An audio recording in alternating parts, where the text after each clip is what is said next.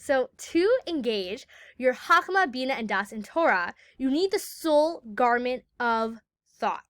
So we understand the idea of Chachma, Bina, Das, meaning inquiry is Chachma. Bina is going into all the details, really analyzing, and Das is getting to the inner place of knowing. So in order to engage my Chachma, Bina, Das, these three soul powers that I have in the Torah, then I need the soul garment of thought. That soul garment of thought is what allows me to engage my Chachma, Bina, Das, these three soul powers. Now let's talk about the motive powers. The motive powers of the soul are engaged in observing the Torah through the garments of action and speech. So those are the midos we talked about, which are chesed, gevurah, tiferet, netzek, hod, yisod, malchus, the motive powers of our soul. The highest use of speech is actually verbalizing words of Torah. And words of Torah studies is equal to all of the commandments. It's like 613 in one. And so when we're learning Torah, there's an idea not just to be thinking it, because I'm just garbing my, I'm just trying on the soul garment of thought with Torah, but I want to bring it also to the soul garment of speech. And speech is actually considered in many ways as an action, since it still has that physical aspect of it. So I want to not just be thinking words of Torah, but verbalizing them. In that moment, both my thoughts, my speech, and in a way my actions, all three soul garments are wrapped up in the mitzvah of Torah study, which is equal to all the mitzvahs. Love is the motivator between all the 248 positive mitzvot. So remember we talked about how love and awe are the source of all emotions. Any emotion a person's going to experience, either it's love, I want to draw close to it, or fear, awe, I want to distance myself. Okay? So love is the motivator between the 245 positive mitzvahs. Why is this? Because the person who authentically loves God's name and desires to be truly attached to him expresses that love through the 248 mitzvahs. God is very vulnerable and honest with us. God says, my love language is the 248 mitzvahs. My love language is Shabbat, for example, keeping Shabbat. So if I really love someone, don't want to just keep that love in my heart. I want to be able to express it and really give to that person.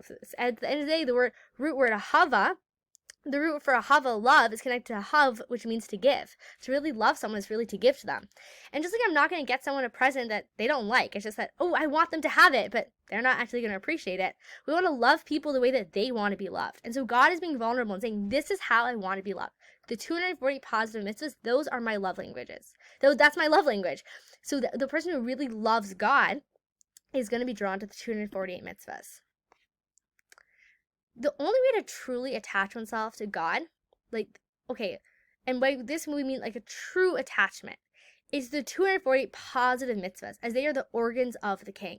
Hashem puts his own very being, so to speak, into the mitzvahs. And so the moment I'm doing a mitzvah, my being is one with that, and my body becomes like the organs of the king. I become that vessel for God's will. We're going to go into that concept more in detail and later in Tanya.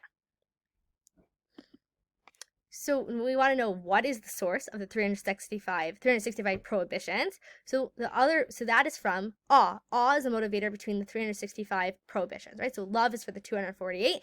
It draws me close. I want to do something for God. And the 365 prohibitions, if I'm not going to do that, is because of my awe of Hashem. So there's two levels of awe that the Tanya is going to help us explore here. The first is, because of your awe, you do not rebel against the Supreme King of Kings, the Holy Blessed One.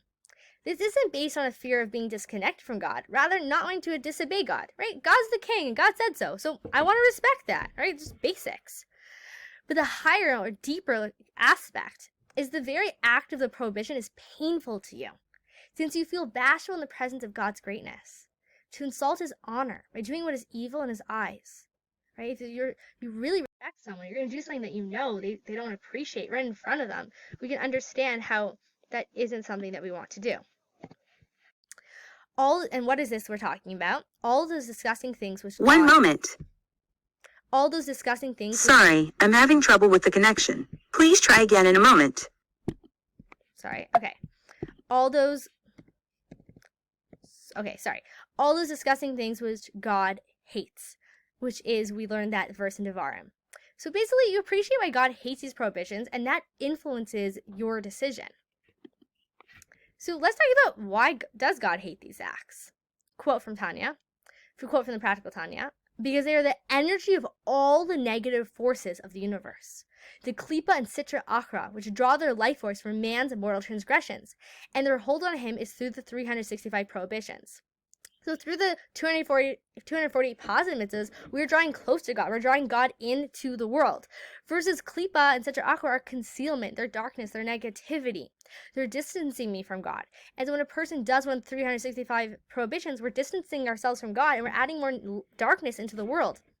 We're adding more concealment. So we can appreciate that Hashem wants to be close to us. So if I'm going to do something that's going to distance myself and distance the whole world from that point of ultimate connection, then of course that's disgusting in God's eyes, and it's disgusting in my eyes, because the connection is so profound and so important to me that I wouldn't want to do anything to hurt that connection.